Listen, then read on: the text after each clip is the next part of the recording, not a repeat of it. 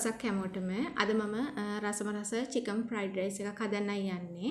ඉතින් වීඩියෝ එකට යන්න කලින් පුංචි මතක් කිරීමක් කරනවා. මගේ වීඩියෝ එක බලලා හොඳ නම් ලයික් කරන්න, කමෙන්ට් කරන්න, ෂෙයා කරන්න.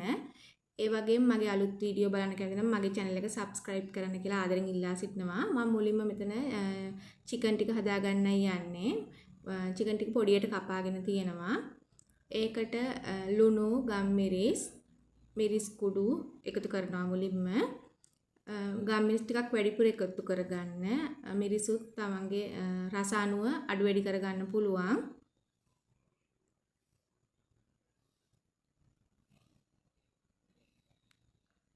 ඊළඟට දෙහි ජූස් ටිකක් එකතු කරගන්න ඕන.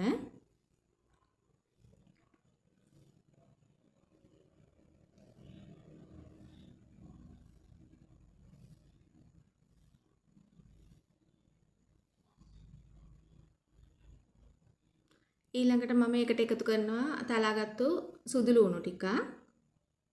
අන්තිමටම කෝන් පිටි ටිකක් එකතු කරනවා. ඊට පස්සේ මේ ටික ඔක්කොම හොඳට කලවම් කරගන්න ඕන.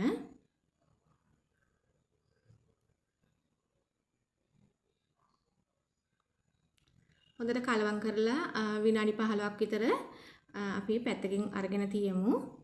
ඊළඟට මම භාජනයක් ලිපේ තියලා තෙල් ටිකක් දාලා රත් වෙනකොට මේ චිකන් ටික හොඳට රන්වන් පාට වෙනකන් බෙද ගන්නයි යන්නේ.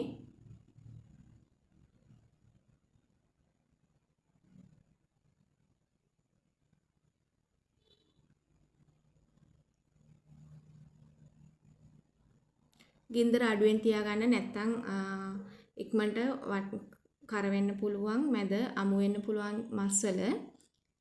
මේ වගේ රන්වන් පාට වුණාට පස්සේ අපිට ලිපෙන් අයින් කරගන්න පුළුවන්.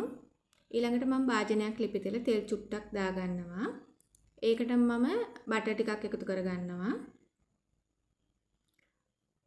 තෙල් ටික දැම්මේ බටර් ටික නැත්තම් කර වෙන්න පුළුවන්. එතකොට තිත්ත රසක් එනවා. ඊළඟට තෙල් ටික බටර් ටික දිය වුණාට පස්සේ ඒකට තලාගත්තු සුදු ලුණු ටික එකතු කරගන්නවා. සුදු ලුණු ගොඩාක් කළු වෙනකන් තියාගන්නේ රන්වන් පාට වෙනකන් තමයි අපි චුට්ටක් බැදගන්නේ. ඊළඟට මම ඒකට බිත්තර 3ක් එකතු කරගන්නවා. ඔයගලගේ බත් ප්‍රමාණය අනුව බිත්තර අඩු වැඩි කරගන්න පුළුවන්.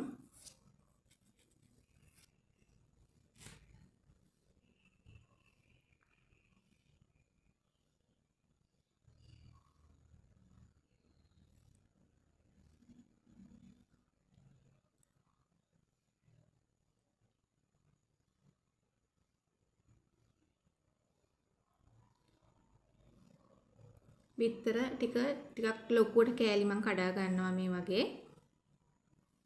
ඊළඟට මම ඒකට හීනෙට කපාගත්තු රටලුණු ටික එකතු කරා. ඒක චුට්ටක් තෙලෙන් තැම්බෙන්න තියෙනවා.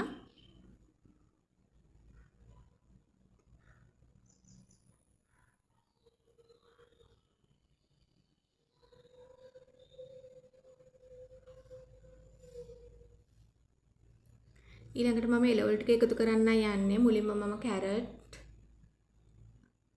ගෝවා, ඊළඟට බෝන්චි ටික එකතු කරගන්නවා.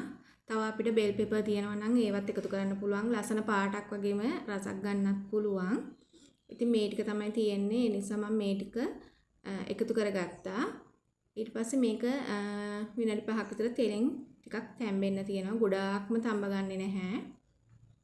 මම වහන්නෙත් නෑ වැහුවොත් අර බෝන්චි වල තියෙන ලස්සන පාට එහෙම නැති වෙන නිසා.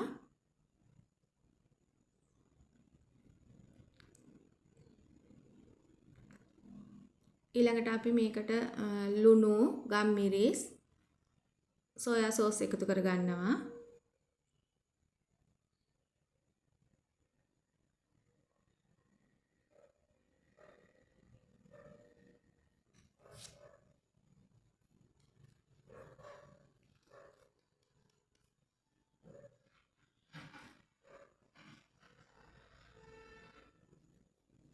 ඊට පස්සේ මේ ටික හොඳට කලවම් කරගන්න ඕන.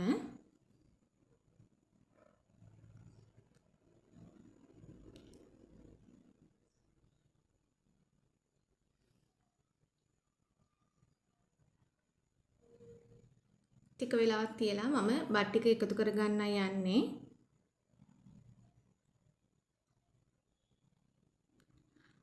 අපිට කීරි සම්බා බාස්මති ඒ වගේ හාලක් ගන්න පුළුවන්. මම කීරි සම්බා අරගෙන තියෙන්නේ. ඉතින් ඔයගොල්ලොත් කැමති හාල් එකකින් බත් ටික උයලා එකතු කරගන්න පුළුවන්. ඊට පස්සේ මේ ටික හොඳට ගින්දර වැඩි කරලා අපිට කලවම් කරගන්න පුළුවන්.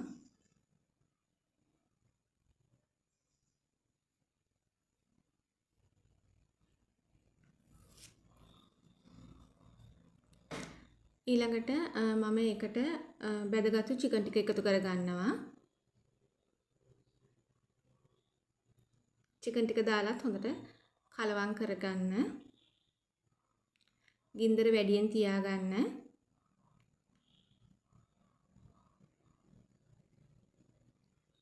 ඊළඟට මම හීනියට කපාගත්තු ලීක්ස් කොළ ටිකක් තියෙනවා. ඒ ටික උඩින් දාලා ටිකක් කලවම් කරගන්නවා. දැන් නම් මම ලිප ඕෆ් කරා. මේකට අපිට ලුණු කොළ උනත් දාගන්න පුළුවන්. මේක වැඩියේ තැම්බෙන්න තියන්නේ. අමුවෙන් වගේ තමයි ගන්න. එතකොට හරි රසයි. මේ තියෙන්නේ අපි හදාගත්තු chicken fried rice එක. ඉතින් ඔයාලත් හදලා බලලා රස විඳින්න. ආයෙ දවසක හමු වෙමු.